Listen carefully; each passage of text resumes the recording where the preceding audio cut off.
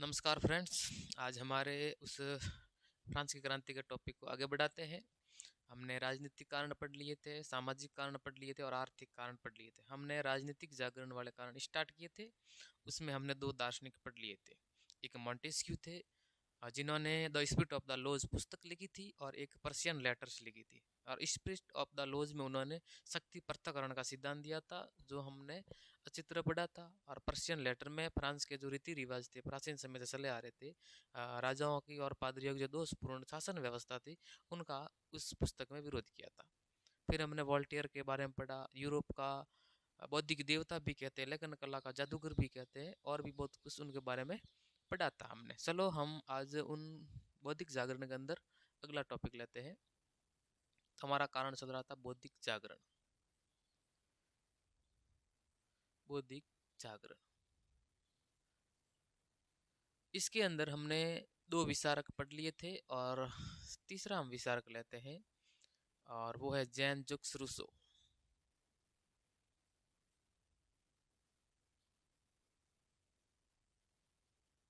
Rousseau पूरा नाम है, ऐसे आप जिन भी लिख सकते हो ना, जिन जैक्स रूसो। जो कहते हैं कि इनका जो जन्म हुआ था वो 1712 के अंदर हुआ था और 1778 तक हुआ था। और 1778 किसकी मृत्यु हुई थी आपको पता है कि वॉल्टियर की हुई थी। और मैंने एक बात भी बोली थी आपको कि वॉल्टियर ने जब अपना नाम वॉल्टियर रखा था, एरोहेड से बदलकर वॉल्टियर रखा, तब एक पत्र लिखा था रूसो को। और रूसो को उन्होंने पत्र में लिखा था कि मैं आशा करूंगा कि आप जब पत्र का जवाब मुझे वापस दोगे तो उसमें मेरा नाम वॉल्टियर लिखो। ये कहा था, इसका मतलब दोनों समकालीन है।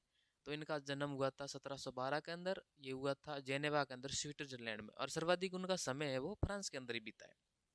कहते हैं कि बहुत अच्छा व्यक्ति है ये, रोमांटिक टाइप का व्यक्ति था ये। प्रकृतिवाद का सिद्धांत दिया था उन्होंने। हमेशा वो एक नारा दिया करता था कि बैक टू नेचर, प्रकृति की ओर लौटो। चलो हम पढ़ते हैं उनके पहले उपनाम। जीन जैक्स रूसो, बहुत इंपॉर्टेंट है ये। उनके पहले उपनाम देख लेते हैं। उपनाम, फर्स्ट क्या नाम है उनका? उपनाम बहुत सारे हैं उनका, क्योंकि ये दार्शनिकों का राजकुमार भी कहा जाता है। फ्रांस की क्रांति का पिता भी कहते हैं इन्हें। फ्रांस की क्रांति का पिता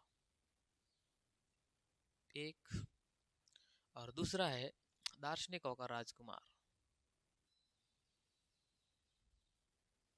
दार्शनिकों का राजकुमार भी कहते हैं। दार्शनिकों का राजकुमार, जो आधुनिक लोकतंत्र है, जो आपको विश्व में दिखाई दे रहा है, आधुनिक लोकतंत्र के जन्मदाता है। लोकतंत्र, आधुनिक लोकतंत्र के जन्मदाता और आधुनिक लोकतंत्र के पिता भी आप कह सकते हैं। ये उनके तीन नाम आते हैं, उपनाम है। जीन जैक्स रूसो उनका पूरा नाम है, और शॉर्ट नाम रूसो के नाम से जाने जाते हैं। और फिर हम उनके नारे के बारे में पढ़ेंगे, उन्होंने नारा कौन सा दिया था। तो उन्होंने एक नारा दिया था, वो था back to nature. Back to nature Hindi में बोलते हैं प्रकृति की ओर लौटो। प्रकृति की ओर लौटो, ये उनका प्रसिद्ध नारा था। और एक नारा है जो आपने फ्रांस की क्रांति में आप पढ़ते हो, तो स्वतंत्रता, समानता और बंधुता, जो आप पढ़ते हो, तो ये जो तीनों ही नाम है वो इनसे ही प्रभावित है। कहते हैं कि इन्होंने ही बोला था, और बाद में फ्रांस की क्रांति की बहुत अच्छा कारण बना था। जो ये स्वतंत्रता, समानता और बंधुता वाले, और ये फिर जो अमेरिका का संविधान बना था उसके बाद में, और सर्वप्रथम उन्होंने इन तीनों वर्डों को अपने संविधान के अंदर लागू किया था अमेरिका ने। तो ये उनसे प्रभावित है। चलो आगे पढ़ते हैं। उनकी एक पुस्तक है जो बहुत इंपॉर्टेंट है, social contract.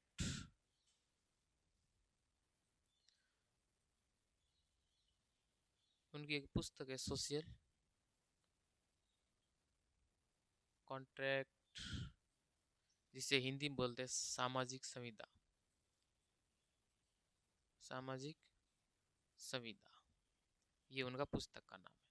Social contract important पुस्तक है, और भी 2-3 इसकी इंपॉर्टेंट पुस्तक है जिनके बारे में बताऊंगा, लेकिन सर्वाधिक इंपॉर्टेंट ये है। और उनका जो प्रथम वाक्य है इस पुस्तक के अंदर, ये बहुत इंपॉर्टेंट है। प्रथम वाक्य इस पुस्तक का, प्रथम वाक्य ये है कि जो मनुष्य स्वतंत्र पैदा होता है, उन्होंने कहा था कि मनुष्य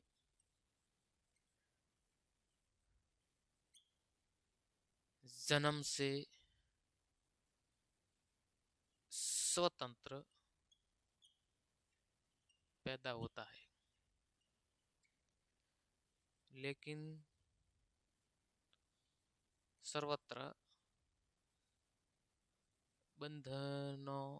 सर्वत्र बंधनों से जकड़ा हुआ है। ये उनका प्रथम वाक्य है। किस पुस्तक का है? तो वो है सोशल कॉन्ट्रैक्ट का। और उनमें ये लिखा हुआ है कि मनुष्य जन्म से स्वतंत्र पैदा होता है, लेकिन जब जन्म लेता है वो स्वतंत्र पैदा होता है, लेकिन बाद में इतनी सारी परेशानियों में, इतनी सारी जटिलताओं में वो जकड़ जाता है, इतने सारे बंधनों में जकड़ जाता है जिसकी कोई सीमा ही नहीं है। ये उनका सोशल कॉन्ट्रैक्ट का ये क्या है? प्रथम वाक्य। थोड़ा ध्यान रखना इसका। फिर एक उनका उपन्यास है जो बहुत फेमस है, उपन्यास, प्रसिद्ध उपन्यास है। और उस उपन्यास का क्या नाम है? तो उनका उपन्यास का नाम है नॉवल हलूस। ये थोड़ा ध्यान रखना, नॉवल हलूस उनका क्या है? प्रसिद्ध उपन्यास है। किनका? इनका जीन जॉक्स रूसो का। और इनकी क्या बातें हैं? और उन्होंने एक कहते हैं कि लोकतंत्र की परिभाषा दी इस पुस्तक में। ये लोकतंत्र की परिभाषा दी उन्होंने, और धर्मनिरपेक्ष राज्य की कल्पना की है। देखना, सर्वप्रथम किसने धर्मनिरपेक्ष राज्य की कल्पना की है? तो वो थे जीन जैक्स रूसो। धर्मनिरपेक्ष आप पॉलिटी के अंदर पढ़ते ही हो, और अच्छी तरह आप जानते भी हो कि धर्मनिरपेक्ष क्या होता है। फिर आगे उनका कुछ कथन है, एक बार इनको रब कर देता हूँ, एक बार रिपीट कर देता हूँ कि जीन जैक्स रूसो का जन्म 1712 जिनेवा स्विट्जरलैंड में हुआ था। 1778 में इनकी मृत्यु फ्रांस के अंदर हो जाती है। फिर उनके कुछ उपनाम है। फ्रांस की क्रांति का पिता भी कहते हैं, दार्शनिकों का राजकुमार कहते हैं, आधुनिक लोकतंत्र का जन्मदाता कहते हैं। आधुनिक लोकतंत्र जो आप वर्तमान में विश्व में देखते हो, जहाँ जहाँ लोकतंत्र है, तो वो पूरा का पूरा लोकतंत्र इनसे प्रभावित है। इसीलिए कहते हैं कि लोकतंत्र है वो आधुनिक लोकतंत्र का जन्मदाता है। कौन है? रूसो। फिर उन्होंने प्रकृति की ओर लौटो दिया, इंग्लिश में बैक टू नेचर कहते हैं। उन्होंने एक पुस्तक लिखी, सोशल कॉन्ट्रैक्ट। और सोशल कॉन्ट्रैक्ट में उन्होंने प्रथम वाक्य लिखा गया था कि मनुष्य जन्म से स्वतंत्र पैदा होता है, लेकिन बाद में वो बहुत सारे बंधनों में क्या जकड़ जाता है। फिर मैंने बोला कि उनका एक प्रसिद्ध उपन्यास है, नॉवल हल उसका नाम है।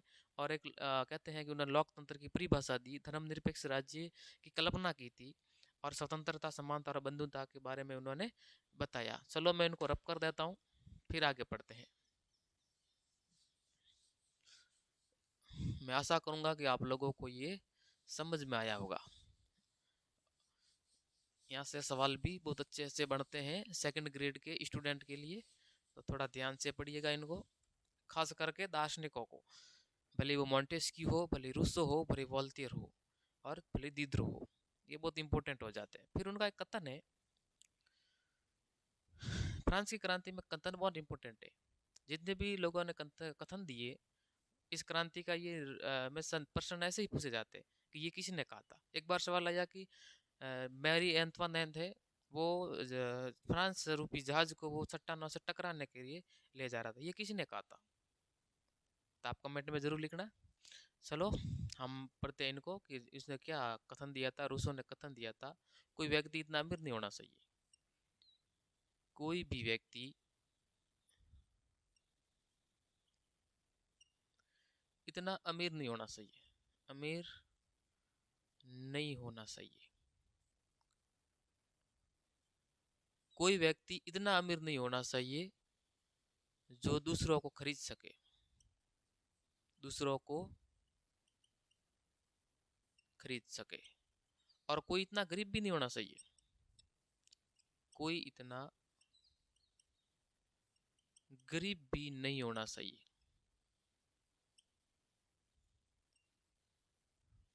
जो स्वयं को बेच दे, स्वयं को बेच दे। देखो उनके विचार कितने उच्च हैं। ये कहते थे कि कोई व्यक्ति इतना अमीर नहीं होना चाहिए, इतना धन उनके पास नहीं होना चाहिए कि वो दूसरों को खरीदना स्टार्ट कर दे, और कोई व्यक्ति इतना गरीब भी नहीं होना चाहिए कि वो स्वयं को बेच ले अपनी स्थिति खराब होने की वजह से। ऐसा नहीं होना चाहिए। फिर हम देखते हैं उनकी कुछ पुस्तकें हैं, फिर हम रूसो को क्लियर करते हैं। पुस्तकें, पहली पुस्तक तो आपको मैंने पहले ही बता दी, वो थी social contract. Contract, social contract, social contract, ये पहली पुस्तक है। और एक पुस्तक उनकी एमिली भी आती है, जो एक एजुकेशन पुस्तक है। एक है डिस्कोर्सेस।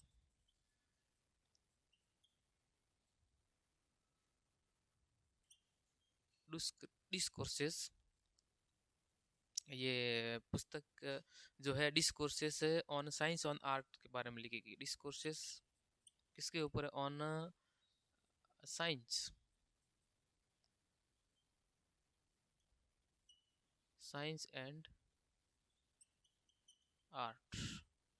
थोड़ा ध्यान रखना इस पुस्तक का। Discourses on science and art, ये उनकी पुस्तकें थी। और उन्होंने एक सिद्धांत दिया था, उस सिद्धांत का दिया था प्रकृतिवाद का सिद्धांत। कौन सा सिद्धांत दिया था? ये क्या है? इनका सिद्धांत है। और प्रकृतिवादी का सिद्धांत दिया था, और प्रकृतिवादी होने के कारण ही उन्होंने कहा था बैक टू नेचर, प्रकृति को और लौटो, ये उनका नारा था। ठीक है, हम इनको रब कर देते हैं, फिर हम आगे बढ़ते हैं। एक दार्शनिक राय लास्ट जिसको इम्पोर्टेंट है वो रब कर देता हूँ इन्हें। अब पढ़ेंगे हम दिद्रो के बारे में। दिद्रो की इतनी ज्यादा बात है नहीं, एक पुस्तक है जो विश्वकोश है, वो ग्रंथ है, उनके बारे में पढ़ना है। फिर हम अपनी क्लास खत्म करते हैं और हमारे कारण भी क्लियर हो जाएंगे। कल से हम फ्रांस की क्रांति की जो घटना है उनके बारे में पढ़ना स्टार्ट करेंगे। चलो नंबर 4 पे हम लेते हैं दिद्रो। कहते हैं कि इनका जन्म 1713 के अंदर हुआ था, और ये कहते हैं कि 1784 तक इनकी ये जीवन कुंडली, ये उनका जीवन चलता है। और एक पुस्तक लिखी, उस पुस्तक के बारे में बता दूं आपको। हॉलबेक एक विद्वान हुआ है, हॉलबेक की सहायता से कौन सी पुस्तक लिखी थी उन्होंने?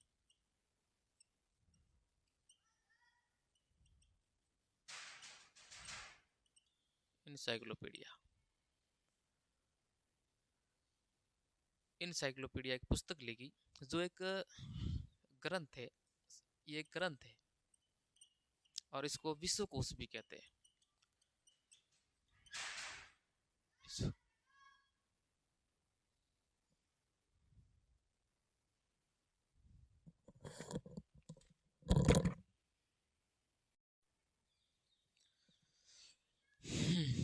हाँ, दिद्रो ने एक पुस्तक लिखी हॉलबैक की सहायता से, उनका था इनसाइक्लोपीडिया, जो एक ग्रंथ है जिसे विश्वकोश कहते हैं। ये ग्रंथ है जो विश्वकोश है, और कहते हैं कि वो 17 खंडों में बटा गया है। उनमें कितने खंड है? कि 17 खंड है। उस पुस्तक के खंड कितने हैं? कि 17 खंड है। और उसके अंदर उन्होंने क्या कहा है? तो उन्होंने यही कहा है, जो राजा है, पोप है, उनके जो दोषपूर्ण अधिकार है, जो दोषी जो व्यवस्था है, उनका विरोध किया है। तो राजा और जो पोप अधिकारी है, उनके दोषों के बारे में बताया है। ये सारे दोष व्यक्ति है, इनको सबको दोषी माना है। और क्या बोला उन्होंने इसके पुस्तक के अंदर? और उनका पुस्तक के अंदर उन्होंने बोला है कि जो सामाजिक व्यवस्था है और धार्मिक व्यवस्था है, उनके बारे में और अच्छी सी गुड़ व्याख्या की है। इसी ग्रंथ के अंदर उन्होंने सामाजिक, धार्मिक व्यवस्था की गुड व्याख्या की है। व्याख्या की है मतलब बहुत अच्छी सी व्याख्या की इस ग्रंथ के अंदर। उन्होंने एक पुस्तक लिखी, और उस पुस्तक का नाम है फिलोसॉफिकल थॉट्स। फिलोसॉफिकल थॉट, ये उनकी पुस्तक है फिलोसॉफिकल थॉट्स। ये उनकी एक पुस्तक हो गई। और ये स्वतंत्रता के समर्थक भी हुआ करते थे। और सरस्व जो राज्य है उनके एकाधिकार की समाप्ति पर उन्होंने जोर दिया है। ये हमेशा कहा करते थे कि जो सरस है और राज्य है, ये जो एकाधिकार करते हैं,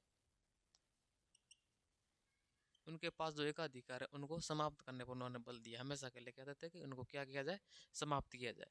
और जो दिद्रो है, उनका एक कथन है कि कोई भी ऐसी पुस्तक, मतलब जिन विषय पर कोई प्रश्न खड़ा नहीं होता वो प्रमाणित नहीं है।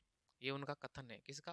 दिद्रो का। उन्होंने कहा था कि जिस विषय पर कोई प्रश्न खड़ा नहीं होता वो विषय प्रमाणित नहीं है। और दूसरा कथन उनका ये भी था कि विश्वास करने के लिए किसी पर शंका करना जरूरी है। तो थैंक यू। हमारा जो ये टॉपिक था बौद्धिक जागरण वाला, ये खत्म हो गया।